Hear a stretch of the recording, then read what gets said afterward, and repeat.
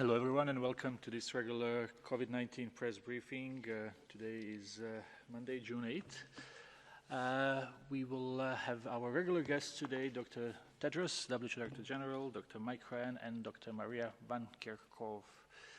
Before I give the floor to Dr. Tedros, just to remind you that thanks to our interpreters, we have simultaneous interpretation for journalists who are watching us on Zoom in 6 foreign languages, plus Portuguese, plus Hindi, and you will be able also to ask questions in those languages when we move to the session of questions and answers. And now I give the floor to Dr. Tedros for his opening remarks.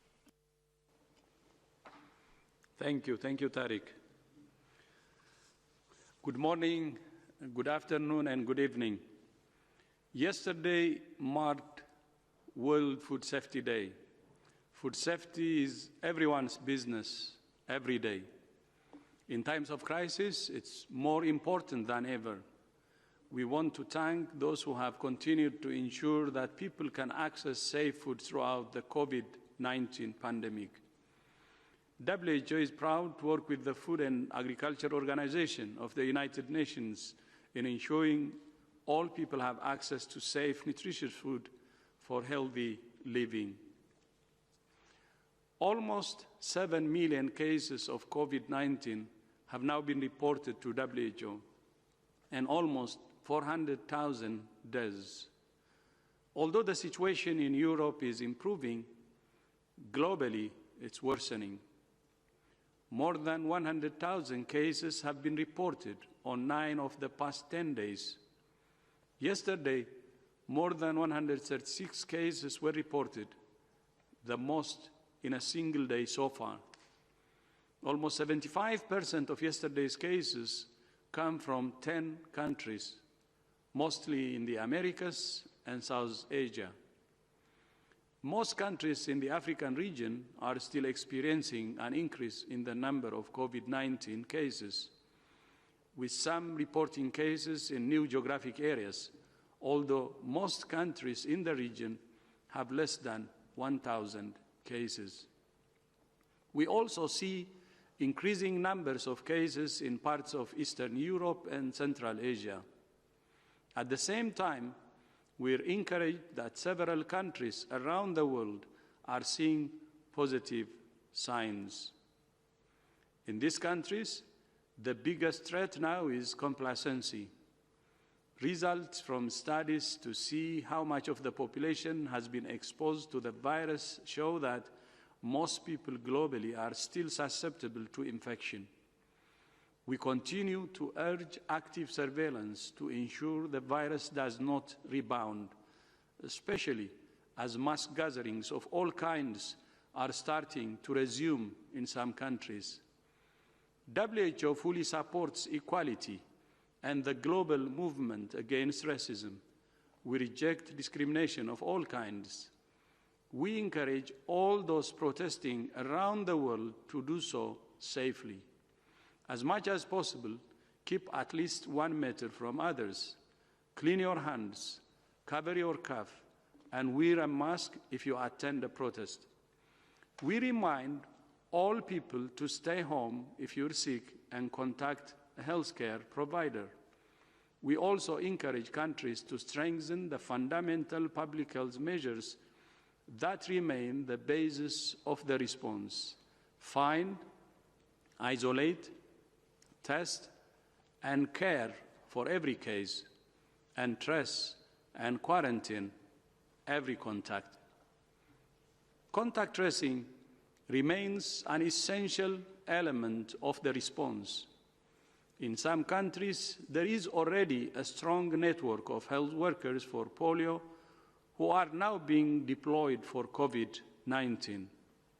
Last week, we published guidance that describes how existing polio surveillance networks can be used in the COVID-19 response and outlines the measures that should be put in place to maintain an effective level of surveillance for polio. WHO has also published new guidelines on the use of digital tools for contact tracing. Many digital tools have been developed to assist with contact tracing and case identification. Some are designed for use by public health personnel, like WHO's Go Data application, which has been used successfully to trace contacts during the ongoing Ebola outbreak in DRC. Others use GPS or Bluetooth technology to identify those who may have been exposed to an infected person. And still others can be used by people to self-report signs and symptoms of COVID-19. As part of a comprehensive approach, digital contact tracing tools offer the opportunity to trace larger numbers of contacts in a shorter period of time and to provide a real-time picture of the spread of the virus. But they can also pose challenges to privacy, lead to incorrect medical advice based on self-reported symptoms, and can exclude those who do not have access to modern digital technologies.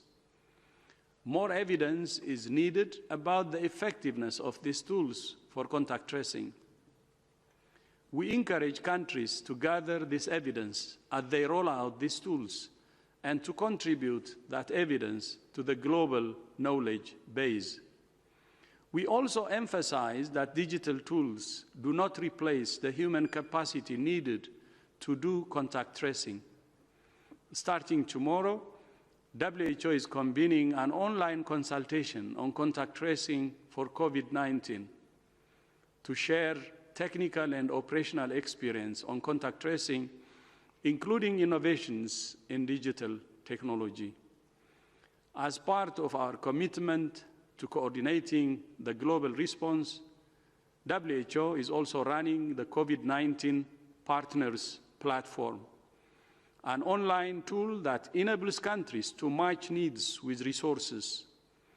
This online tool enables countries to enter planned activities for which they need support, and donors to match their contributions to these activities. So far, 105 national plans have been uploaded, and 56 donors have entered their contributions, totaling $3.9 billion. The platform also includes the COVID-19 supply portal, enabling countries to request critical supplies of diagnostics, protective equipment, and other essential medical provisions. So far, WHO has shipped more than 5 million items of personal protective equipment to 110 countries. We're now in the process of shipping more than 129 million items of PPE to 126 countries. More than 6 months into this pandemic, this is not the time for any country to take its foot off the pedal. This is the time for countries to continue to work hard on the basis of science, solutions, and solidarity. I thank you. Thank you very much, Dr. Tedros, for these opening remarks. We will open the floor now for questions. I will remind journalists to be short and have one question per person so we can take as many as possible. And to remind you that you can ask your question in one of 6 UN languages and Portuguese as well. So first question comes from NHK, a Japanese agency. We have Shoko with us. Shoko, can you hear us? Hello, Tariq. Can you hear me? Yes. Okay, thank you. Thank you for taking my question. I have a question regarding the situation in Africa. Dr. Tedros, WHO Regional Director for Africa, Dr. Moeti, mentioned on 7th May that in Africa, COVID-19 won't likely spread as rapidly as other regions in the world, but it will likely smolder in transmission hotspots, and if not controlled, up to 190,000 people could die of COVID-19. Is WHO still in the same position? And what are you concerned about Africa now? Thank you.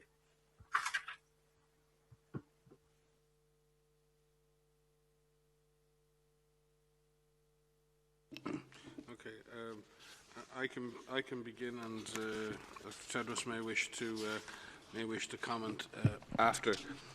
I think Dr. Moeti, our regional director, was quite clear about her concerns regarding Africa a number of weeks ago, and has been very consistent in her messaging on this. There's still great concern across Africa. We thankfully have not seen a massive acceleration of cases in Africa as yet. Some of that is likely due to a lower availability of testing, but we haven't seen the hospital systems become overwhelmed. What we are seeing in some countries is an acceleration of disease.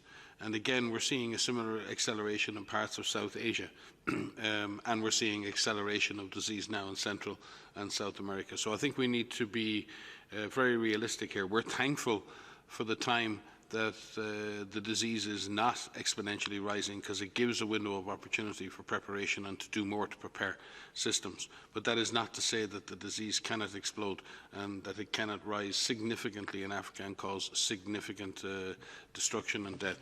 So with regards to the absolute numbers, it's very hard to predict what the numbers will be. What I do know is that those numbers will be lower if we have good surveillance. Those numbers will be lower if we are able to break chains of transmission. Those numbers will be lower if we can get people into healthcare, get them medical oxygen, and get them the supportive care they need. That's what I know. DG, any comment on Africa specifically? Okay. Thank you very much, Dr. Ryan. Now we will go to Bianca Ratier from Globo. Bianca? Hi, Tarek. Can you hear me? Yes, very well. Thanks a lot. My question is about the official data in Brazil. Last week, the Brazilian government pushed back the release of the daily numbers for after the country's main television news program. Then it removed months of data on COVID-19 from the national website, and finally released two contradictory sets of figures for cases and fatalities with totally different results, bringing further confusion. Does the WHO trust the government figures, and how concerned is the WHO with this situation in Brazil? Thanks a lot.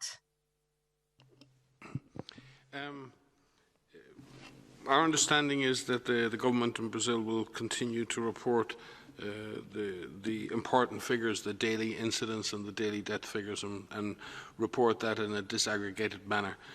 We do have extremely detailed data from PAHO and from Brazil on the epidemic. In fact, some of the data we have from Brazil is some of the most detailed and updated on a daily basis in the world, and we truly hope that that continues. Brazil is a very large country. It has a very diverse population. It has some very vulnerable populations, particularly in peri-urban areas, indigenous populations and others.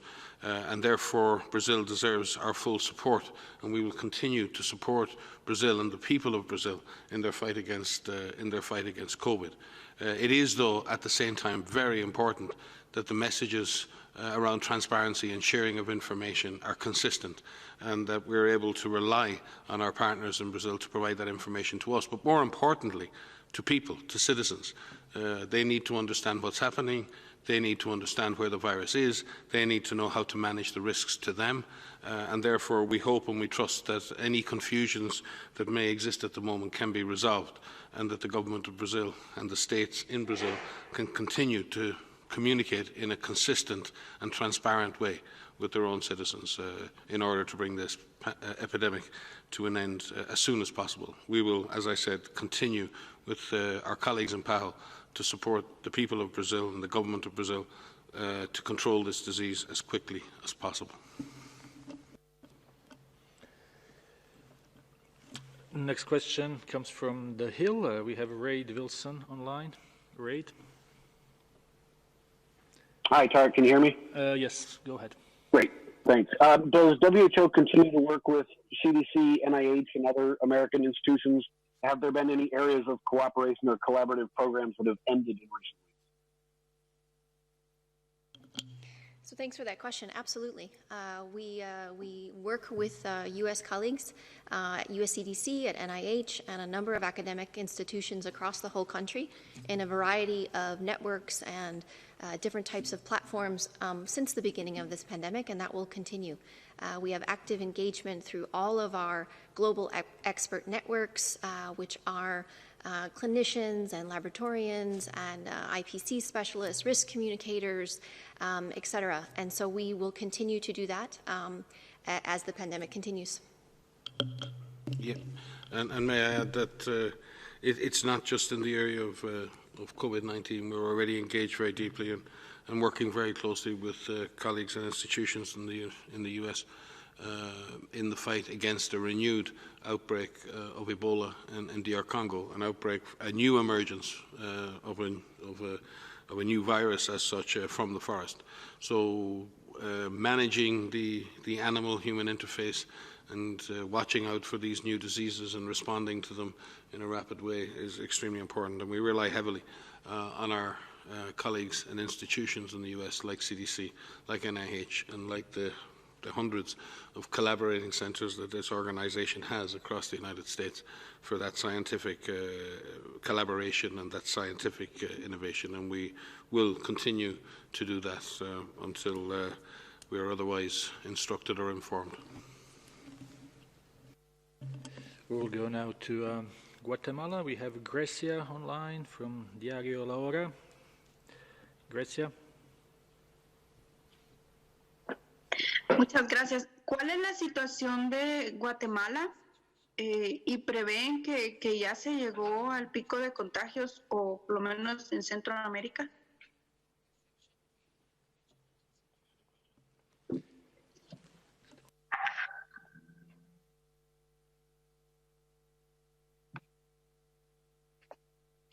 I think, unfortunately, the answer to your question is no. There's been an increase, I think, of about 50% of cases in Guatemala over the last week, but a worrying increase too in the number of fatalities, which have increased by over 100%. Now, the absolute number is low, and this may reflect an improvement in surveillance. But what we're seeing from Mexico all the way through to Chile is an increasing pattern across the Americas, across Latin America, with some notable exceptions. But I think this is a time of great concern. It's a time in which we need strong government leadership in Latin America. We need strong international solidarity with the countries of Latin America, and we need leadership from within Latin America to bring this disease under control. It's not one country, it's many, many countries experiencing very severe epidemics with what we saw in Europe and North America, health systems now coming under real strain, intensive care beds not being available in all countries to cope with the disease, and a lot of fear and confusion at community level for different reasons. So I would say right now the epidemic in Central and South America is the most complex of all of the situations we face globally, and one in which the world needs to work and come to the support and aid of countries in the region in order to assist them in dealing with this high-impact pandemic from the perspective of Central and South America. So if I might add, just to say that the situation in Guatemala in the Americas is very much the current state that they're in right now is the state that many countries were in several weeks ago, several months ago. And what the DG spoke about today, very much of sort of the back to basics and back to the fundamental approach, this comprehensive approach that needs to be used to tackle this virus, is very much the same as we've been saying from the beginning. The idea that we have an entire population engaged, knowing what each individual what role each individual plays within this pandemic is fundamental. How can I protect myself from infection? How can I protect my family from infection? How can I prevent the possibility of me transmitting to someone else who may be more vulnerable? How do we have a public health infrastructure in place to be able to find cases, to isolate cases, to test cases, to care for cases in medical facilities, ensuring that they receive adequate clinical care depending on how the disease that they develop? Do we have the right workforce in place to be able to do contact tracing, to find the contacts of the known cases and quarantine those contacts?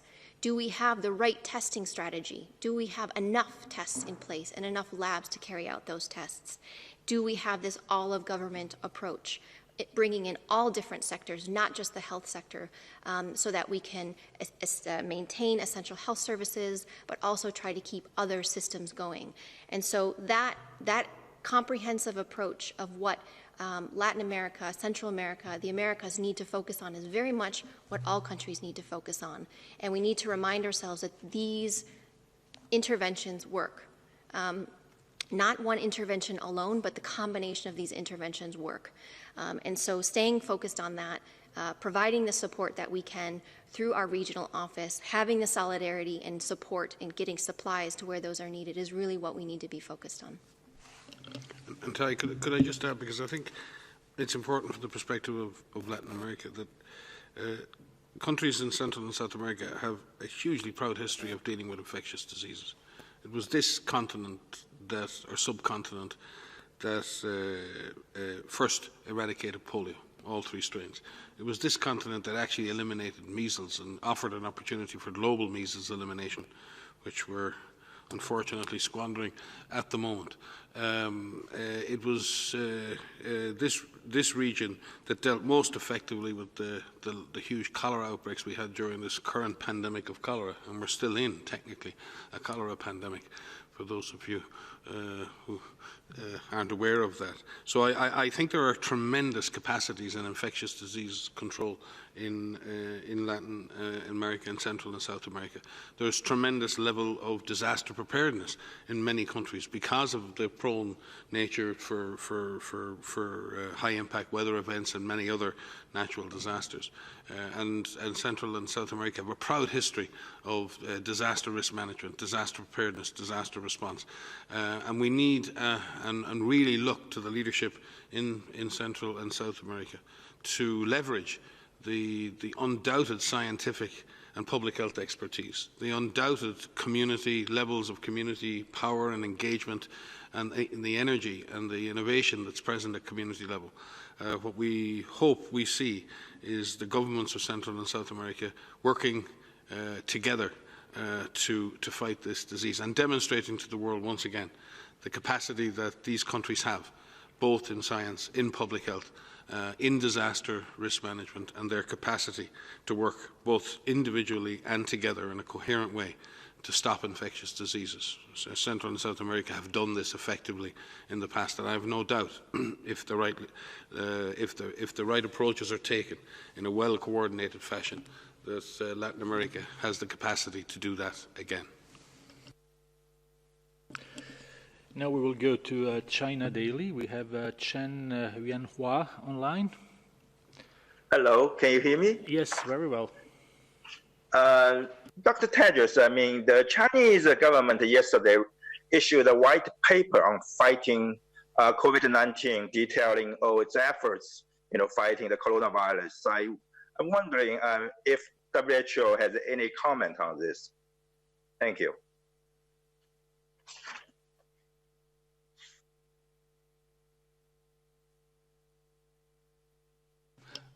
I can begin. I think at this point, when any country publishes an evaluation of their response, that's always a good thing to see what lessons are there to be learned. But I do think we need to focus moving forward, and it's interesting in that paper and in many other papers coming out at country level. We need to focus now on what we're doing today to prevent second peaks. We need to focus now on how we're going to prepare for later in the year. We need to focus now on supporting those countries around the world who are right in the middle of very severe epidemics that are getting worse. So I think there will be a time to go back and look at everything we've done. Everybody at every level, from global to national to subnational, from technical to political to scientific, all of the decisions, all of the actions taken at all levels by all players in this response need to be examined, and we need to learn, and we need to emerge from this pandemic stronger. But right now, we need to focus the narrative and we need to focus the discussion on what we're doing now. What are we learning moving forward? And clearly there are many positive lessons to be learned from the experience of many countries. And that's what we are focusing on right now. Learning what we can, where countries have got it right, where countries have got it wrong, and how we can find the package of interventions. What is the package? And Maria spent a few minutes earlier laying out what those activities are. And that's what we need to focus on. Does every country on this planet have the capacity to implement those core functions in terms of community education, in terms of surveillance, in terms of the healthcare system? Do we have that capacity to sustain a response against this disease until we have an effective vaccine or even beyond? And I think that's where we would like to focus. We will read the documents from China, as we do from all countries, with interest to learn lessons. But I would honestly, personally prefer if we don't constantly go back and start to re-legislate issues that have occurred months and months ago and prevent us from moving forward to do the most important work we have to do. And I'd just like to add on the focus on the now. So as Mike was saying, we need to focus on the now. This is far from over. I know many of us would like this to be over, and I know many situations are seeing positive signs, but it is far from over. And we need to shore up our activities. We need to build up the activities in the infrastructure that is not in place in many countries and continues to not be in place in many countries. And while I don't want to focus on the negative, I want to focus on the opportunity to build this workforce, build this infrastructure that isn't in place in most countries. And unfortunately, we've seen that in many countries. We're talking about the workforce of public health professionals who can carry out contact tracing. We're talking about trained medical professionals who have adequate training in respiratory diseases, specifically for COVID-19, but for infectious diseases. Looking at supplies, making sure that we have adequate personal protective equipment for every health worker on the planet that needs it. We're talking about treatments and effective, safe and effective treatments for COVID-19 and for emerging respiratory pathogens. We're talking about vaccines. So there's a lot of work that needs to be done, and we need everyone to remain focused on achieving the goal at hand, which is stopping this pandemic, which is suppressing transmission and saving lives, and there's a lot more work to do. So let's celebrate the successes that we do have, but let's remain focused on the remaining work that needs to be done, because unfortunately this is far from over. Thank you very much. We will go now to Uganda Network Radio. We have Pamela Mawanda with us. Pamela? Hello, everyone. I have a question about the two strains of COVID-19 and what kind of effect they might have on clinical results in regards to the cases. Do we know if one strain may lead to severe disease in patients, or it's the same either way? Thank you.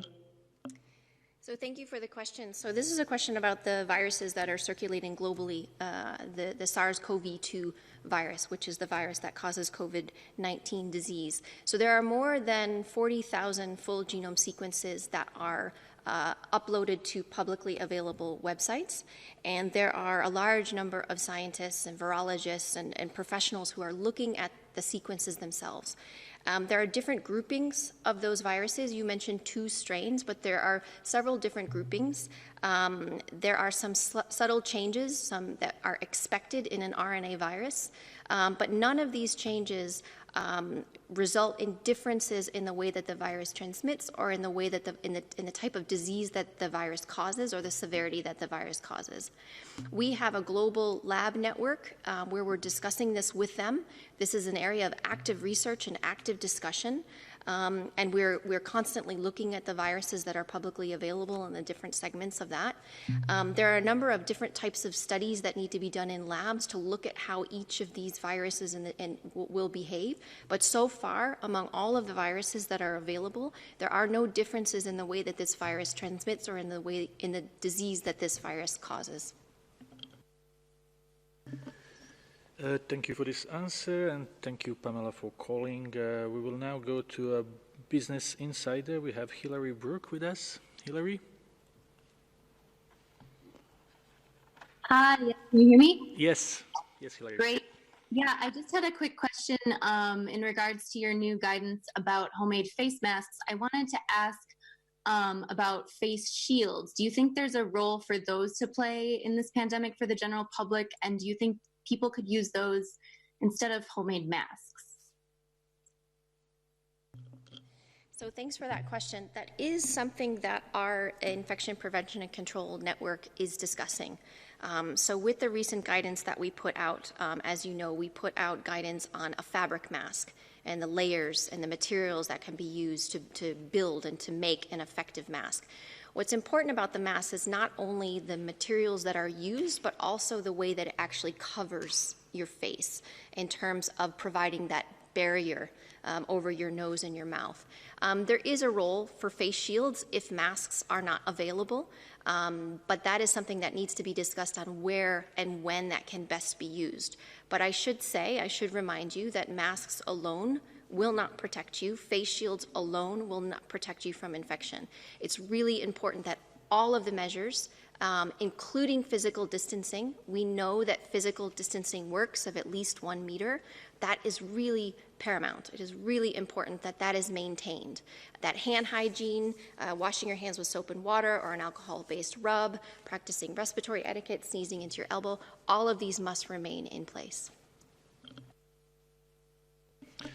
Thank you. Now we will go to Emma Farge from Reuters.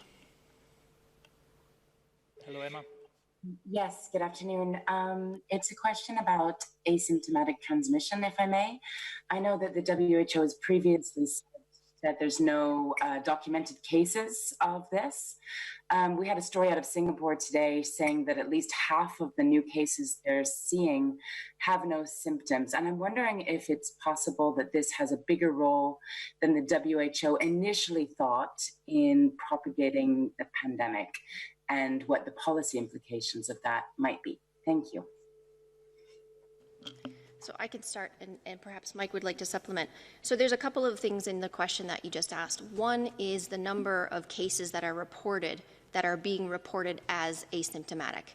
And so we hear from a number of countries that X percentage of them are reported as not having symptoms, or that they are in their pre-symptomatic phase, which means it's a few days before they actually develop severe symptoms.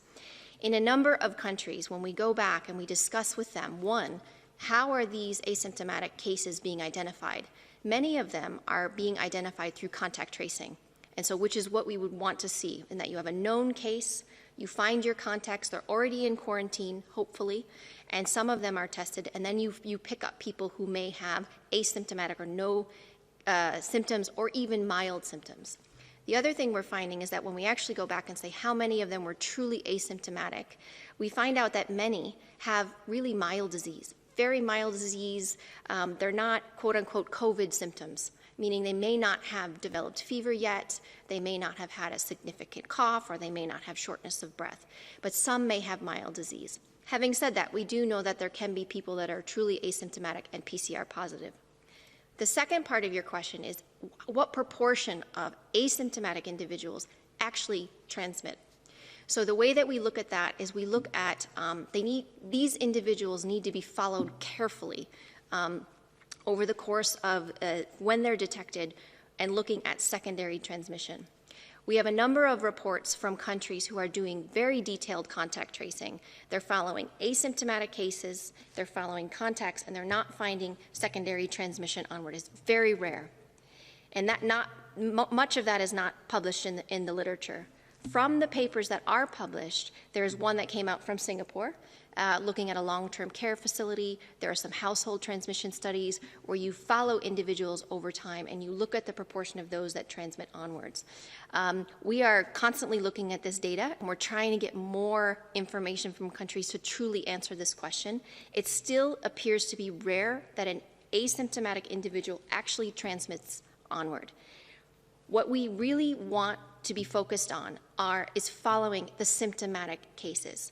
if we followed all of the symptomatic cases, because we know that this is a respiratory pathogen, it passes from an individual through infectious droplets, if we actually followed all of the symptomatic cases, isolated those cases, followed the contacts and quarantined those contacts, we would drastically reduce. I would love to be able to give a proportion of how much transmission we would actually stop, but it would be a drastic reduction in transmission.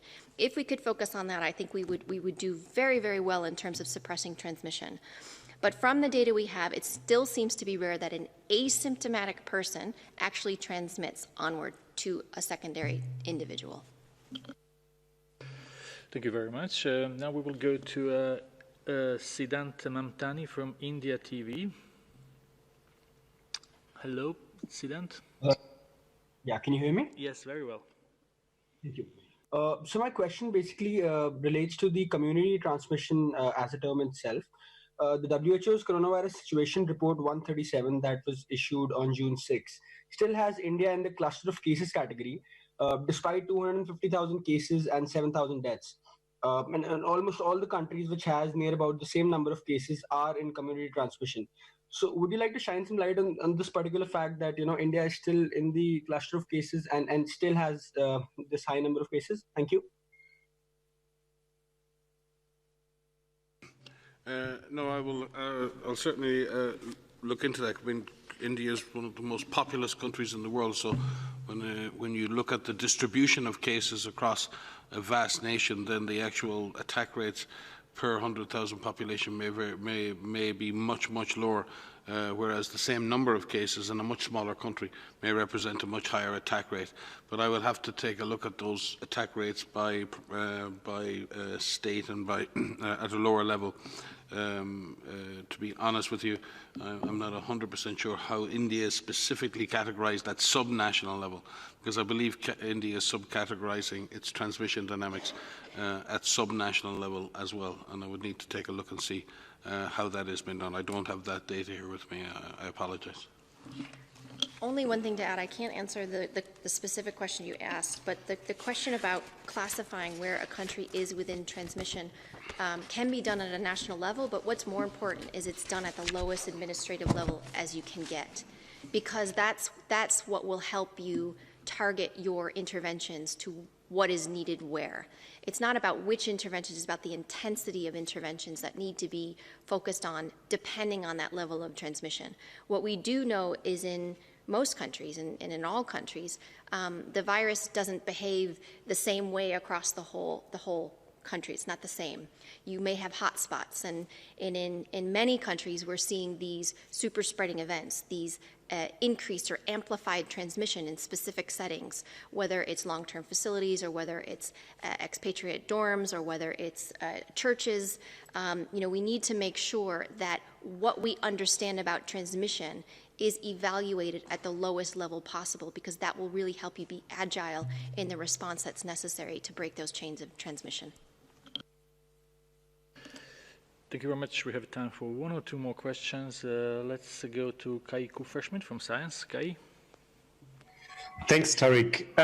I just wanted to ask for an update on hydroxychloroquine. I mean, there's some clinical data coming out now from the first randomized clinical trials. And I'm just curious whether, you are thinking at all about stopping that arm of the trial, given that data. The principal investigators and the executive group and others, I'm sure, will be looking at that data. They've certainly been in touch with the PIs on the recovery trial, which I believe has indicated that it will be stopping the hydroxychloroquine arm in the study. And we will also, obviously, in due course, have to look at our data. We don't have the same numbers of patients on the hydroxychloroquine arm, so it remains to be seen how significant the effect is in this group. But all studies are slightly different. All studies are designed in slightly different ways with slightly different endpoints. So I'm sure the PIs will be looking at the hydroxychloroquine arm again of the solidarity trial to see whether or not we need to again carry out an analysis, this time around the issue of clinical effectiveness, and decide on that basis. But it is disappointing. I mean, it's always disappointing when any drug in any trial is not successful, because obviously that's a potential last opportunity for care. But we have to continue to build up the evidence. One trial is never enough in terms of positive or negative signals of clinical effectiveness. Patient groups can differ, situations can differ, the therapeutic indications can differ, and the outcomes being measured can differ. So I'm sure the PIs and the group overseeing the Solidarity trial will do the necessary analysis, and they'll take the necessary action in the appropriate time. Okay, maybe the next question, and will be the last one. We have Thomas from Swiss Public Radio. Thomas? No, we don't have Thomas, it seems. So we will go to Nina from AFP. Nina? Yeah, hi. Can you hear me now? Yes. Yeah, thank you for taking my question. To Dr. Tedros, you mentioned in your introduction the protests that are rocking the U.S. and also going on around the globe. And I know there have been some suggestions that the protesters should just, especially in places like New York and elsewhere, should consider that they've been exposed and should quarantine themselves. Is this something that you agree with, or how do you think they should proceed in addition to taking the precautions that you mentioned? Thank you.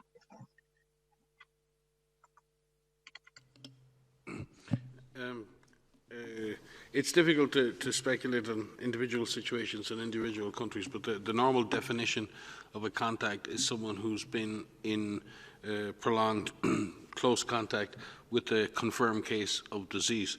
And in that sense, someone who's just been at a mass gathering doesn't necessarily meet the definition of a contact in that context. So then it comes back down to local public health analysis and local risk management. There may be situations with mass gatherings where a local public health official, on the basis of abundance of caution, could advise people either to quarantine or to get tested, and there are any number of actions that could be taken. But by the strict definition of what risk is in the context of COVID-19, the riskiest situation to be in is to be in close proximity to a case, particularly a symptomatic case of COVID-19. And we would hope that in any mass gathering now, in any situation where people come together, that people have had now 4 to 5 months to really internalize that someone who is unwell, someone who is febrile, someone who is getting ill should really be at home and not engaged in any public activity. So that would be it. But we would always defer to national and subnational authorities if they wish and need to take necessary public health actions that are based on risk assessment, that are based on scientific evidence. Then we will defer to their advice they give to their communities in order to protect their health. Thank you very much, Dr. Ryan. With this question, we will conclude this press briefing.